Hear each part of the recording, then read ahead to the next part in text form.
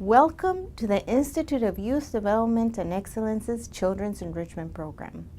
I'm so excited to welcome you to become a part of this team. The most important aspect of the Children's Enrichment Program that every staff and volunteer must understand and be aware of is that we are not a babysitting program. What does that mean, you may ask yourself? It means that every aspect of the program is designed to enrich the lives of the children that we are taking care of. The philosophy behind the Children's Enrichment Program involves two main aspects. One, which is how it's delivered, and the other one, it's the content. We make our greatest effort to deliver everything with beauty. You will notice that no matter where the program is delivered, we make our utmost effort to provide items that enhance the beauty of the space. Therefore, you will see that we use many props in setting up the room. You will find plants, curtains, baskets made of natural fibers, and many toys that are not identified with any particular branding. The idea behind is to create a space for the children to enjoy the beauty of their surroundings without creating a space of affiliation for them with any particular brand. It's important that you understand that because when we set up rooms, and you might be asked to set up a room, the organization of the room is very important. We want children to be focused on the lesson or in some sort of structured play. The time with the children is precious. Therefore, the lessons will be delivered in a very scheduled manner. The elements of the program are as follows: general gathering or registration time. Registration is the first face that our parents see of IYDE when they come to drop off their children. You need to ask them if they've already registered their children for the program or if they need to register. If they've already registered, their children will be in the computer system. For those that are in the computer system, you'll search by last name, and then when you see the name of the child on the right-hand side, you'll see a checkbox, and you'll be able to check the check-in box. Then you'll notice on the left-hand side, it will have changed over to a yellow check mark to show that they are checked into the program. Once you've checked them into the computer, pull their name badge, and then send them back to the program with one of the volunteers. For those parents that are filling out the form for the first time, you'll switch over to the label printing, type in the name of their child, their age, any allergies if relevant, and then print out a label. Give that child their name badge, and then send them back with one of the volunteers. Don't worry about inputting the forms into the system right away.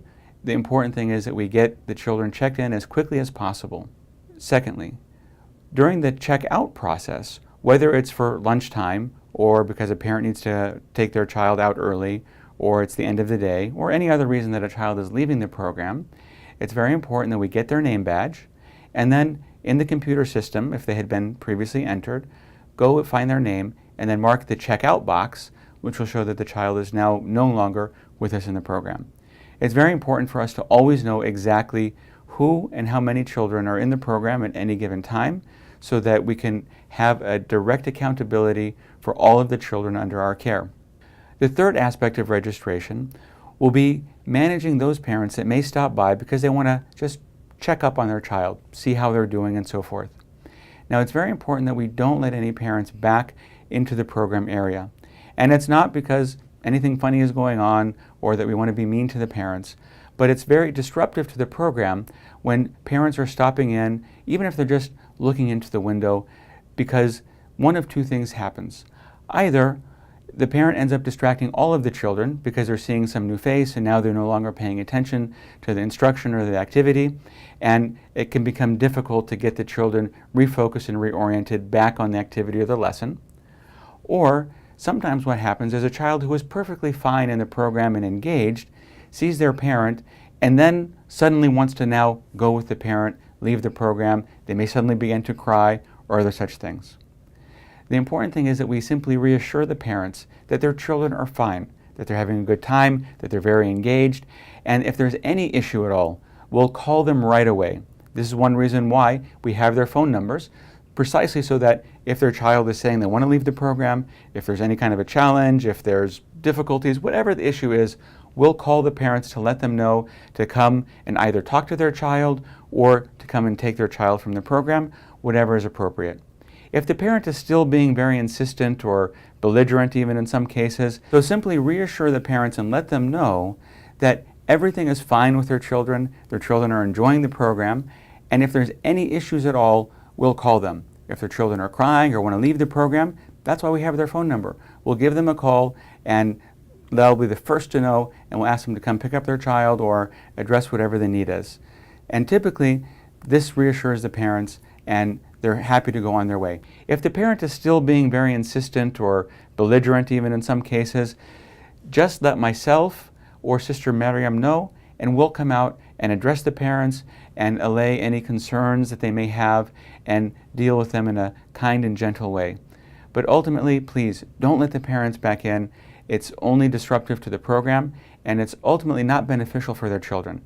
They'll have a chance to talk to them during lunchtime about all the things they're learning, and of course at the end of the day when they go home. So we want this to be a positive experience for everybody, and that's one of the main things that you'll be doing when you're not actively checking in and checking out the children. Registration time is a time that we take to become acquainted with the children.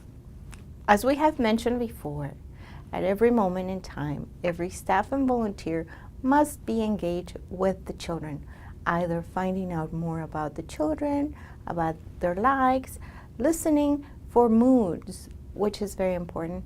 And this is one of those precious times when you can be engaged in playing with toys with the children, having conversations, or just learning more about them.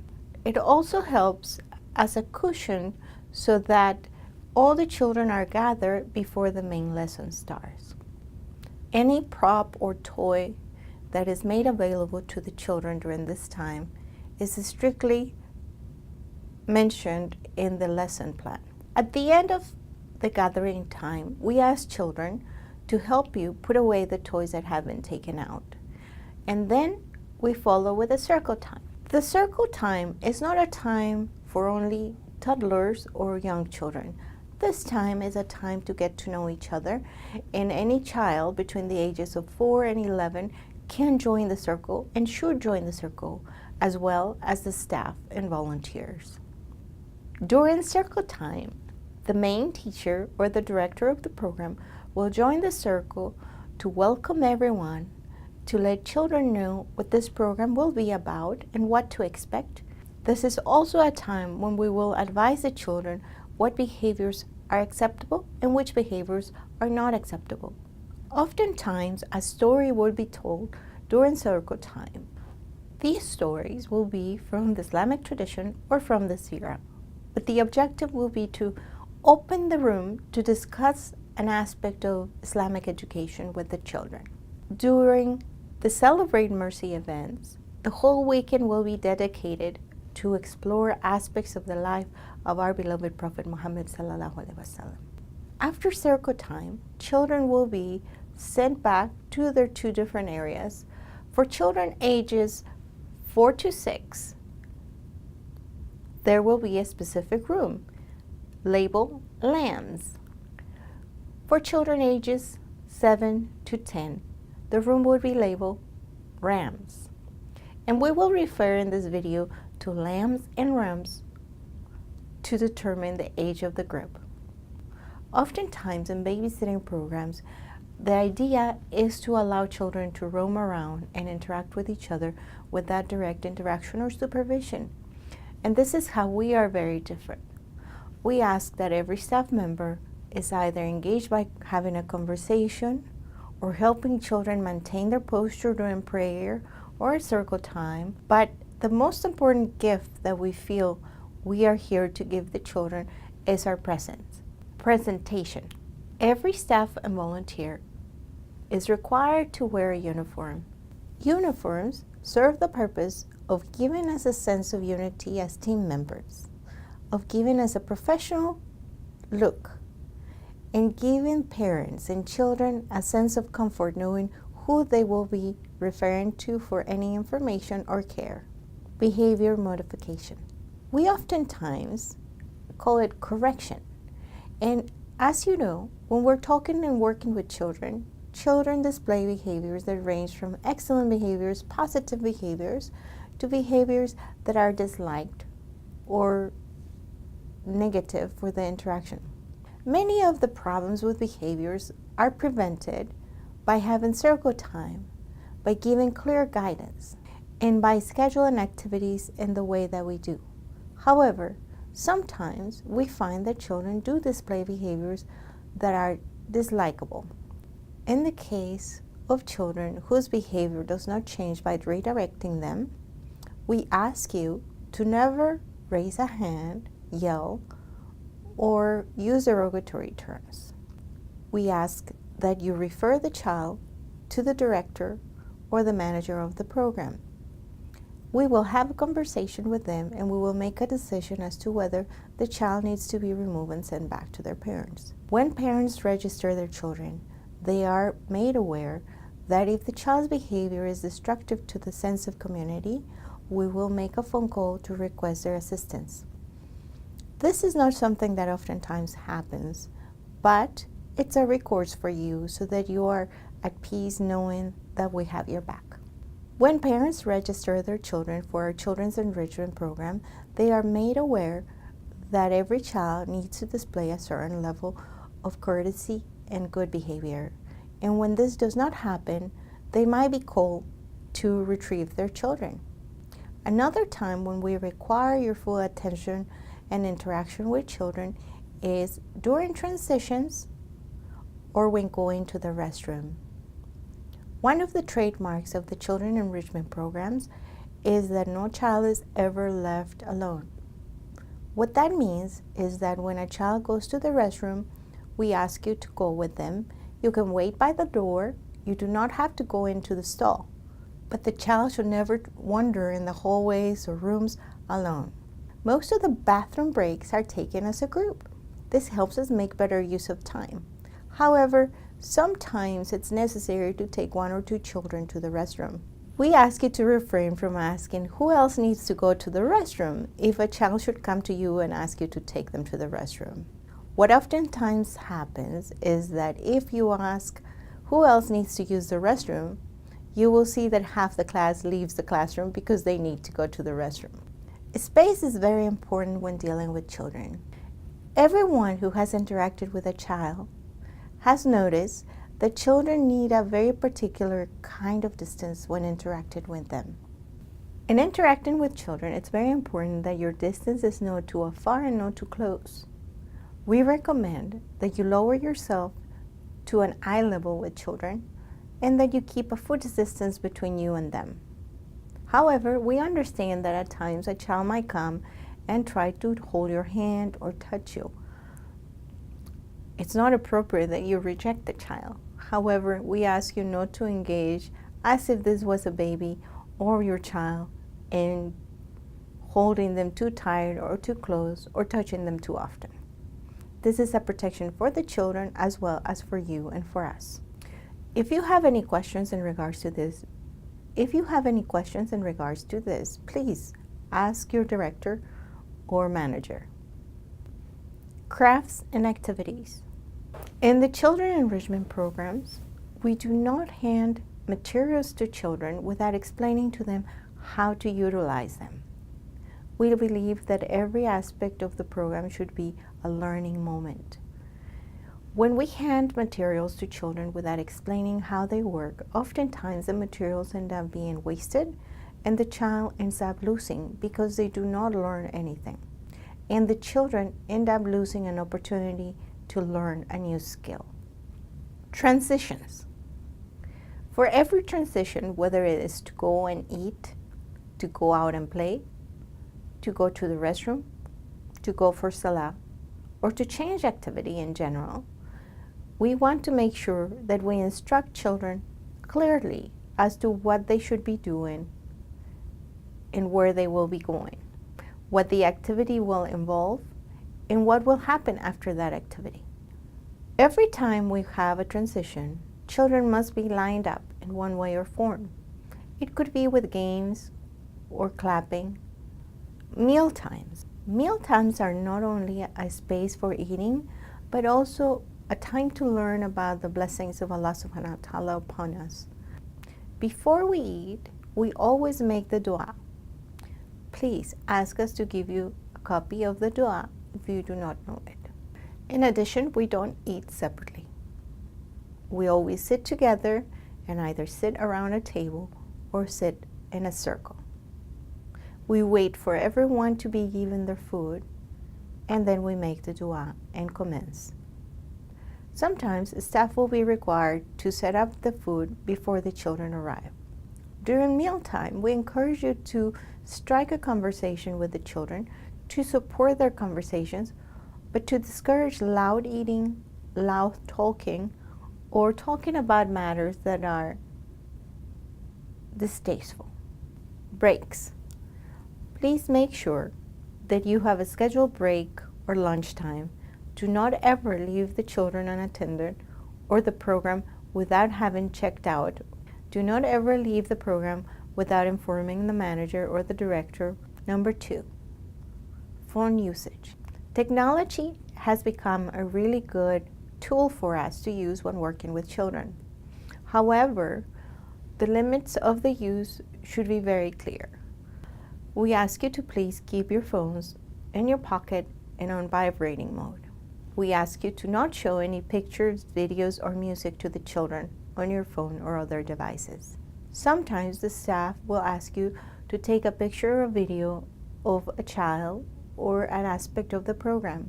In that case, we ask you to not share any of that footage with anybody outside the program. All pictures and footage taken during the program are confidential. At the Institute of Youth Development and Excellence, we believe that one of the most influential and powerful tools for children to grow and develop is their interaction with other people, specifically with their caretakers, with their mentors, and friends. Therefore, how the communication happens with other staff and with the children is extremely important. Here are some parameters.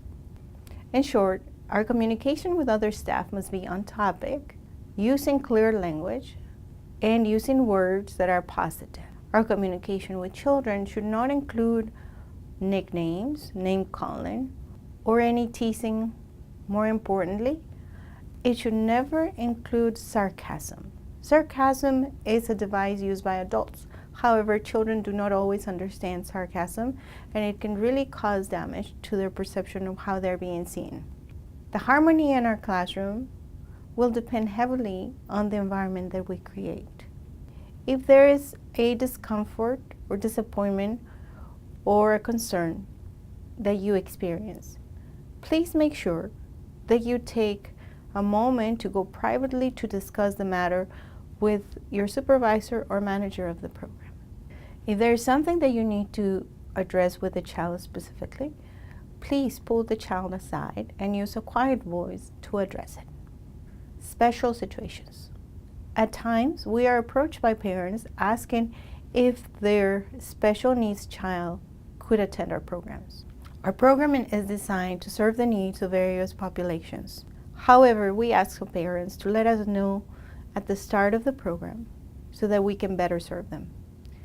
If you find a child who has special needs in your classroom, please make sure to take the time to speak with the director or the manager to find out how you best can help that child. Lessons. We have created lessons that include crafts and directions for all aspects of the lesson. When you arrive, make sure that you visit our front desk to request the binder with the front lesson. Prayer time. Prayer is one of the staples of every children enrichment program. This is because prayer is one of the pillars of Islam. And it's very important that the children come to love prayer. And so when we go through the process of praying with the children, even though they're very young, it helps set in their mind the idea that prayer is something important, it's something they can do, even though they're young. There's 3 things that we'll need you to do as a volunteer when we come to the prayer. Number 1 is wudu. We're going to have you take the children in small groups to the bathroom in order to make wudu. And we want you to teach them the process of how to make wudu, helping them wash their hands, making sure they're getting up to their elbows, washing their feet, getting up to the ankles, and so forth. For those children that already know how to make wudu, just keep an eye to make sure they're actually making their wudu properly and not getting sloppy in their wudu or just doing the splash and dash kind of a wudu. We realize this takes a little bit of time, but for some of the children, even some of the older ones, this may be the very first time somebody has actually sat down with them to teach them how to make wudu, and it becomes a very powerful experience for them. The second part will be during and after the prayer. Typically, I'll be leading the prayer, and right after the prayer, we do a series of dua. Now, while I'm leading the prayer, some of the children may be antsy. They may be fidgeting, sometimes even giggling, laughing, turning and talking to neighbors, and so forth. What we need you to be doing as a volunteer is essentially to be walking the lines when you see this kind of activity going on. Normally, you'll be in the corner. If everybody's behaved, standing still and focused, no problem. However, if you notice wandering eyes, heads turning, that sort of a thing, simply walk up behind the child, rest your hands on their shoulders gently so they feel that presence that someone's behind them. Usually that by itself is enough to calm them down, to get them to stop talking and giggling and so forth. You might even need to physically turn their head and face it forward and pointing down so that they know that that's what's expected of them. You typically don't even have to say anything at all. At most, perhaps a very quiet word, shh, you're praying. Just something to redirect their attention down. It's not a discipline thing, it's simply a refocusing of perhaps some jumpiness and so forth. In a worst case scenario, if a child is really being disruptive and they're not settling down and they're still giggling and so forth, it's fine to even pull them out, say, please come with me, and just walk them out very quietly. The idea being that we don't want to disrupt the other children, but we do want them to know that prayer is a time of seriousness and focus. Third, after the prayer, we'll be doing some dhikr, the basic subhanallah, alhamdulillah, Allahu Akbar, and we'll be explaining what they mean and why we say them. There'll be a little bit of question and answer going back and forth, and then as a group, we'll be doing them 33 times each. While we're doing that dhikr, make sure that each of the children is going along and doing the dhikr. So just do the dhikr yourself, of course, but keep your eyes out to see who's properly mouthing it. Maybe they're counting on their fingers. If you see that somebody's not doing it, or that they're, again, otherwise being disruptive, giggling, talking, doing things other than the dhikr, then just come to them in their face or right next to them, say, subhanallah, subhanallah. So they see that you want them to repeat after you, they settle down. Again, most of the time, that by itself is enough just to get them participating with the group. And we'll have outside reinforcement that lets them know that this, again, is the time for doing our dhikr. There's lots of other time for play, but it's important that we take this moment and we take it with some degree of seriousness. And when they see you following along with that, they follow along as well. In no circumstances, just like in other areas of the program, do we want you to be disengaged or otherwise unfocused on the prayer, what's happening, or during the dhikr. You should be doing the dhikr as well, so the children are modeling their behavior after you, and you only stop your dhikr if you have to come and attend to a child. Likewise, during the prayer, be focused, keep an eye on the children, keep an ear out to hear and see what's going on, so that any disruptions, you can immediately attend to them and quiet them down so they don't grow and become particularly problematic. Main lesson. The Children's Enrichment Program always includes 1 to 2 main lessons per session. These lessons are designed to create excitement in the children to learn more about their religion and to behave in ways that reflect Islam in their lives. Each lesson would include various parts. The first part would be a story time or a question that is raised to the children. A brief discussion will follow in which the children would give us their opinion and the sense of what they have regarding the topic. This is an important time for the teachers and the classroom managers to appreciate how much the children know regarding the topic. After that, there would be a quick quiz or survey that would be given to the children. This quiz and survey is designed so that the children understand what they know and what they don't know. Therefore, they will become more interested in learning about the topic. Lastly, there would be a craft or a series of crafts regarding the topic. It's very important to point out that when children work on crafts, they really need a lot of help figuring out how to better make use of their materials. We always encourage children to use their creativity and to push the boundaries of what can be done, to strive for excellence. However, this excellence can only be attained through the proper use of materials and the supervision and help of the staff and teachers.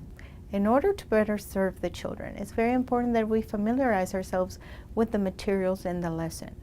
Therefore, the 10 to 15 minutes prior to the starting time are so important for you to read over and ask us any questions that you might have regarding the use of materials or the delivery of the lesson. We request that you arrive 10 to 15 minutes prior to a starting time, that you proceed to put on your uniform, and that you request the binder with information for the day. Please read carefully, as there will be many details regarding the lessons and the schedule of the day. At the end of the day, we have a staff and volunteer wrap-up. Make sure that you schedule time to stay for the wrap-up. This wrap-up is very important because this is where we discuss whatever happened during the day and any of your concerns. The wrap-up should take between 10 and 15 minutes, and this happens after all the children have left. When you plan your volunteering, please make sure to remember to include time for the wrap-up, which happens at the end of the day when all the children have left. This is the time when we address concerns and events that happen during the day. Most importantly, we want you to have a good time and to make a difference in the life of the children. So please make sure to ask any question or refer to us any concern that you have. Thank you and welcome to the team.